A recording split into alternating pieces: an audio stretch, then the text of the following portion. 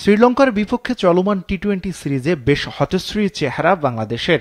দলের এমন পারফরম্যান্সের পরও ক্রিকেটারদের নিয়ে আশাবাদী সমর্থকরা। ঘরের মাঠে পাকিস্তানের বিপক্ষে আগামী 3 ম্যাচের টি-20 সিরিজ জিতবে বলেই আশাবাদ তাদের। যেহেতু আমি বাংলাদেশি, তাই আমি বাংলাদেশি পক্ষেই থাকবো। অবশ্যই বাংলাদেশি ভালো করবে। বাংলাদেশের প্রতি আমাদের যে প্রত্যাশা, আশা করি যে ক্রিকেটাররা ভালো কিছু আমাদেরকে উপহার দিবে, আমাদেরকে আনন্দ দিবে, এতটুকু প্রত্যাশা তাদের জন্য।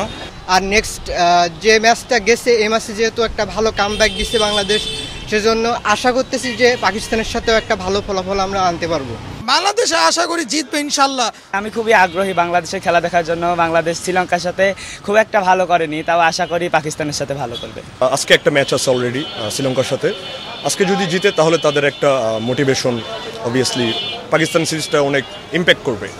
সিরিজের সব টিকিট এবার অনলাইনে বিক্রি করবে বাংলাদেশ ক্রিকেট বোর্ড। টিকিটের সবচেয়ে কম দাম 300, এছাড়া আছে 400 এবং 800 টাকা দামের টিকিটও। পাশাপাশি 1.5, 2.5 এবং 3.5 টাকা দামের টিকিটগুলো বেশ উচ্চ মূল্য বলছেন সমর্থকরা। আমাদের মতো মানুষের 300 টাকার টিকিট দিয়ে খেলা দেখাটা খুব টাফ ব্যাপারই। 150 টাকা, 170 টাকার জন্য এর চেয়ে বেশি না হওয়াটাই ভালো। একটু কম হলে তো ভালোই হয়, তাহলে কম বেশি সবাই যেতে পারে। যাদের কাছে বেশি টাকা নেয় তারা একটু কম, টিকিটের দাম কম হলে তো ওরাও গিয়ে খেলা দেখতে পারে। আমার মতে নর্মাল যে ইকোনমি সিটগুলো আছে ওগুলো 200 থেকে 250 এর উপর গেলে একটু বেশি হয়ে যায়। মিরপুরে এর আগে দুদল যে 7টি টি-20 খেলেছে তার মধ্যে বাংলাদেশ জিতেছে 2 ম্যাচ এবং পাকিস্তান 5টি।